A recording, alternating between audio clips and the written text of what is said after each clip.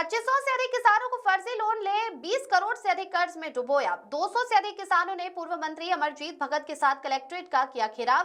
सीतापुर के केरजू समिति में 5 गांव के 2500 से अधिक किसानों के नाम 20 करोड़ से अधिक फर्जी लोन लेने का मामला सामने आया है। कुछ दिन पूर्व समिति प्रबंधक ने अपने घर में फांसी लगाकर की थी आत्महत्या। किसान धान बेचने समिति पहुंचे तो हुआ फर्जी लोन के मामले का खुलासा। किसानों को बिना बताए उनके नाम से समिति के प्रबंधक सहित कर्मचारियों की मिलीभगत से ले लिया गया 20 करोड़ रुपए से अधिक का फर्जी लोन। अब किसान फर्जी लोन को लेकर हो रहे परेशान। अभी तक किसानों ने नहीं बेचा है धान। इधर कलेक्टर सरगुजा ने जांच के दिए हैं आदेश। जिले के केरजू धान समिति का मामला। अच्छा से लेना मनोहर लगा जी, बता दीजिए आप शिकायत करने आए थे, क्या पूरा मामला? केरजू समिति के जो गांव हैं, केरजू, कुरमेरा, ढोढ़ा गांव, बंसीपुर, हरदी सांड, यहाँ के लोग आए थे और इनका शिकायत है कि ये लोग लोन लिए नहीं है और इनके नाम से लोन चढ़ गया है। जब धान बेचने जा रहे हैं तो पूरा पैसा लोन में एडजस्ट हो जा रहा है। साल भर कमाए हैं और अगर बेचने जाए उनको एक पैसा ना मिले तो बहुत दुर्भाग्यपूर्ण बात है। और जो लोग लोन लिए ही नहीं हैं उनके नाम से लोन पटाना पड़े, ये तो बहुत बड़ा भ्रष्टाचार है। जो लोग मर गए हैं उनके नाम से भी लोन चढ़ गया है। जिनका ज़मीन नहीं है उनके नाम से भी लोन चढ़ गया है। तो ये जो भर्राशाही भ्रष्टाचार वहाँ पर जो मचाए हैं उसका जांच होना चाहिए और किसानों को इसका खामियाजा नहीं भुगतना पड़े, इसका व्यवस्था शासन प्रशासन करे। आज उस क्षेत्र के जनप्रतिनिधियों के साथ किसानों के साथ हम लोग आए थे और कलेक्टर साहब से अनुरोध किया है कि इसमें जांच करा करके ऐसा व्यवस्था करें कि जो धान बेचने जा रहे हैं उसका धान का भुगतान उनको मिले और जो लोन फर्जी उनके नाम से उठाया गया उसका जांच हो और उसमें जो लोग दोषी हैं उनके ऊपर कार्रवाई हो। इतना बड़ा भ्रष्टाचार आखिर किसके सर पर हो रहा है और कौन कौन शामिल है इसमें, क्या लगता है? देखिए, इसमें जब जांच होगा तब परत खुलेगा कि इसमें कौन कौन सम्मिलित हैं। लेकिन ये बात तय है कि केवल एक व्यक्ति इतना बड़ा स्कैंडल नहीं कर सकता, उसमें और भी बड़े प्लेयर होंगे जो लोग इसमें सम्मिलित होंगे और मिल करके समिति से लेकर के बैंक तक और बीच में बिचौलिए सब मिल करके इतना बड़ा घपला किए हैं और इसका जांच होना चाहिए और किसानों को इसका नुकसान ना हो, इसका शासन प्रशासन को ख्याल रखना चाहिए। लगभग कितने किसान होंगे और कितनी रकम का घोटाला होगा ये? इसमें अब 6 गांव के किसान हैं और कोई साबुत बचा नहीं है। तो मैं सोचता हूं कि ये 20 करोड़ से ऊपर का मामला है और किसानों का हिसाब से देखें तो ये 2-2.5 हज़ार किसानों का मामला है। तो इसका जब पूरा जांच होगा तभी पूरा डेटा सामने आएगा। अभी तो एक अनुमान है। क्या इसमें मृत किसान भी शामिल है? क्या मृत किसानों के नाम से भी लोन चढ़ा हुआ है और जिनका जितना लिमिट नहीं है उतना उसको लोन चढ़ गया है। जिसका लिमिट मान लीजिए 1.5 लाख का है, उसको 3 लाख रुपये लोन चढ़ा हुआ है। 1.5 लाख का अगर वो धान भी बेचेगा तो 1.5 लाख रुपये उसको अलग से और पटाना है। तो ये जो स्कैंडल हुआ है, ये जो भ्रष्टाचार हुआ है, इसका जांच के लिए मांग किए हैं और जांच जब होगा तो सच्चाई सामने आएगा और जो लोग भी दोषी रहेंगे उनके खिलाफ जब तक कार्रवाई नहीं होगा तब तक हम लोगों का लड़ाई है जारी रहेगा। ठीक। क्या नाम है चाचा? कमल कुजूर। कहाँ से हैं? केरजू से। क्या समस्या है? सर, हम लोग का समस्या है कि इन साल धान बेचे थे सर मंडी में, हमारे केरजू पंचायत में, जिसमें कि 5 पंचायत है हम लोग का पंचायत है सर, और जिसमें हम लोग धान बेच दिए थे 5 तारीख को। तो पैसा लेने आया तो सर बैंक पेटला में कि हम लोग का लोन दिखा रहा है। लोन नहीं लिया? लोन तो नहीं लिए हैं सर, उसमें 30,000 लोन लिया था लेने के लिए, उसमें 3 लाख लोन बता रहे हैं। तो फिर क्या वो पैसा मिला? नहीं मिला है सर। कहा क्या गड़बड़ी हो गया? क्या पता सर, हम लोग तो लोन खाए नहीं हैं तो उसमें लोन बता रहे हैं। बैंक वाले ने क्या बताया? बैंक वाले बोले कि KYC करवा लो। तो KYC करने के बाद फिर गया 4-5 बार, फिर दौड़े पेटला, फिर उसके बाद में एस्टीमेट निकला है, 3 लाख लोन बता रहे हैं। कब निकाले हैं 3 लाख लोन? ये 24-25 में सर। तो आपने लिए? नहीं लिए हैं सर।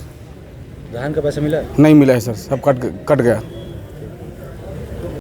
हम तो लोन नहीं लिए हैं हम लोग लेने के लिए, लेकिन हम लोग के खातेदार लोग के नाम से लोन बता रहे हैं। अभी बेचे तब पता चल रहा आपका है। कितना लोन अभी है? अभी तक तो ही 53 बता रहा है। लिए हैं आप? नहीं लिए हैं हम लोग, तो धान का पैसा आया? नहीं आया है अभी तक। अब कैसे होगा? तो कैसे होगा, इसीलिए हम लोग यहाँ न्याय मांगने आए हैं कलेक्टर साहब के पास। कितना का धान बेचे थे आप? अभी इन साल बेचे हैं हम लोग 129 बोरा। अब लोन कितना दिखा रहा है आप? तो 2 लाख बता रहे हैं रजिस्टर में, और इसमें तो कुछ नहीं बता रहे, इसमें से पता नहीं चल रहा है।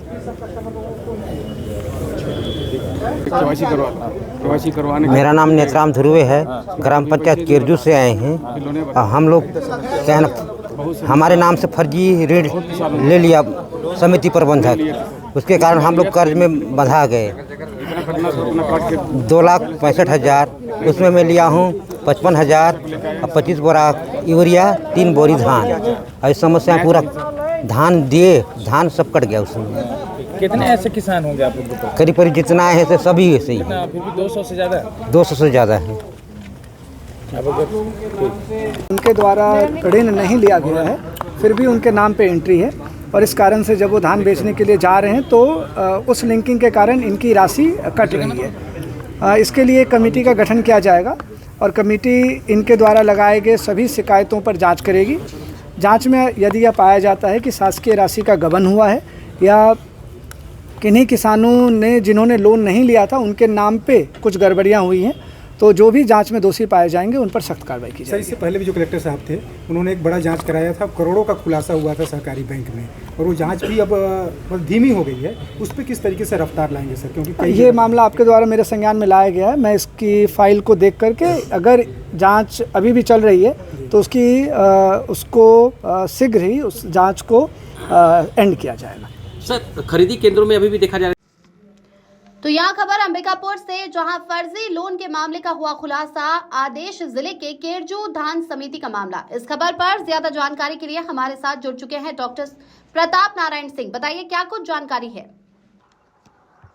जी रविचा, पूरा मामला जो है बेहद ही संगीन मामला है, और छत्तीसगढ़ के परिप्रेक्ष्य में बात की जाए तो जहां पूर्व में कांग्रेस की सरकार थी, भूपेश बघेल की सरकार थी, और हमेशा कहे जाते थे कि जब तक काका की सरकार है कहीं गलत नहीं होगा। 2019 में कांग्रेस की सरकार आई, तभी से यह बहुत बड़ा खेल किसानों को लेकर शुरू हुआ।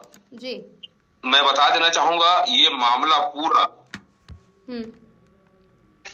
पूरा मामला बेहद ही संवेदनशील है, जैसा कि मैंने कहा। और वर्तमान में जो भाजपा की सरकार है, विष्णुदेव की सरकार है जी, वो इसे गंभीरता से ले रही है। लेकिन सबसे बड़ा सवाल ये होता है, जब कर्ज माफी को लेकर छत्तीसगढ़ में कांग्रेस की सरकार आई थी, कांग्रेस ने सत्ता हासिल किया था, तो कर्ज माफी के दौरान 2021 में छत्तीसगढ़ के प्रत्येक धान समिति केंद्र और जो केंद्रीय मर्यादित बैंक होते हैं, वहां बहुत बड़ा खेल हुआ किसानों के नाम पे लोन लेने का। किसानों के नाम पे जो लोन लिया गया, प्रत्येक जिले के जो रजिस्ट्रार होते हैं सहकारी बैंक के, उसके लिए वो भी जिम्मेदार है। इसकी पूरी बारीकी से जांच होनी चाहिए। कई बार हमने सवाल खड़े किए हैं पूर्व की खबरों में भी कि भाई, जब छत्तीसगढ़ में किसानों की कर्ज माफी को लेकर कोई भी पार्टी, कोई भी दल सत्ता हासिल करता है तो कर्ज माफी की जाती है, और कर्ज माफी करने की आड़ में जो प्रबंधक होते हैं, जो जिले के रजिस्ट्रार होते हैं, वो एक बहुत बड़ा खेला कर चुके हैं छत्तीसगढ़ में। यहाँ 20 करोड़ की बात है, जहां केरजू धान समिति की जो बात आई है सामने, यहाँ तकरीबन 250 किसानों से उनके खाते में फर्जी लोन लिया गया है 20 करोड़ रुपए का। तत्कालीन जो समिति प्रबंधक था उसने भी तकरीबन 4 महीने पूर्व आत्महत्या कर ली। आत्महत्या भी इसी मामले से जुड़ा हुआ है, मैं बता देना चाहूंगा। और सरकार को, जो वर्तमान में भाजपा की सरकार जो जीरो टॉलरेंस की बात कर रही है, उसको जांच कराना चाहिए कि भूपेश बघेल की सरकार में कर्ज माफी के दौरान कितने करोड़ों अरबों रुपए का घोटाला हुआ। आज कोयला घोटाले में आईएएस ऑफिसर अंदर है, कई राज्य प्रशासनिक अधिकारी जेल में हैं, और इसके साथ साथ नान घोटाला हुआ छत्तीसगढ़ में, उसमें भी कई अधिकारी वर्तमान में जेल में निरुद्ध हैं। वर्तमान सरकार से हम अपने माध्यम से अपील करना चाहेंगे किसानों की ओर से, क्योंकि छत्तीसगढ़ में हम कई बार पहले भी बता चुके हैं और सच्चाई भी है कि धान और किसान सत्ता के गलियारों तक विधायकों को पहुंचाते हैं और मुख्यमंत्री तक बनाते हैं, कई मंत्री तक बनाते हैं। जी। इसकी जांच जो है भाजपा की वर्तमान सरकार जो जीरो टॉलरेंस की बात कर रही है, 2019 में किसानों की कर्ज माफी हुई थी, उसकी जांच कराए कि जो विपणन के अधिकारी हैं या जो धान समिति केंद्र के प्रभारी हैं, प्रबंधक हैं, उन लोगों के द्वारा कितने रुपए का घोटाला किया। यहाँ तो 20 करोड़ रुपए के घोटाले की बात आ रही है। और पूर्व जो खाद्य और प्रसंस्करण मंत्री हैं, जिन्होंने किसानों के साथ मिलकर कलेक्ट्रेट का घेराव किया, मैं उनसे भी करना चाहूंगा, ऐसा सवाल उनके ऊपर छोड़ना चाहूंगा कि आखिर आपके रहते ऐसे घोटाले क्यों हुए हैं कि आज आपको किसानों के साथ मिलके कलेक्ट्रेट का घेराव करना पड़ रहा है। इसकी पूरी सच्चाई सामने आनी चाहिए, तब हमारी जो ये मुहिम है, हम इसको एक मुहिम के रूप में लेते हैं जो हमारे साथ, हमारे चैनल के साथ जारी रहेगी कि आखिर कितने का घोटाला छत्तीसगढ़ में धान और किसानों को लेकर हुआ। बिल्कुल बिल्कुल, धन्यवाद आपका इन तमाम जानकारियों के लिए।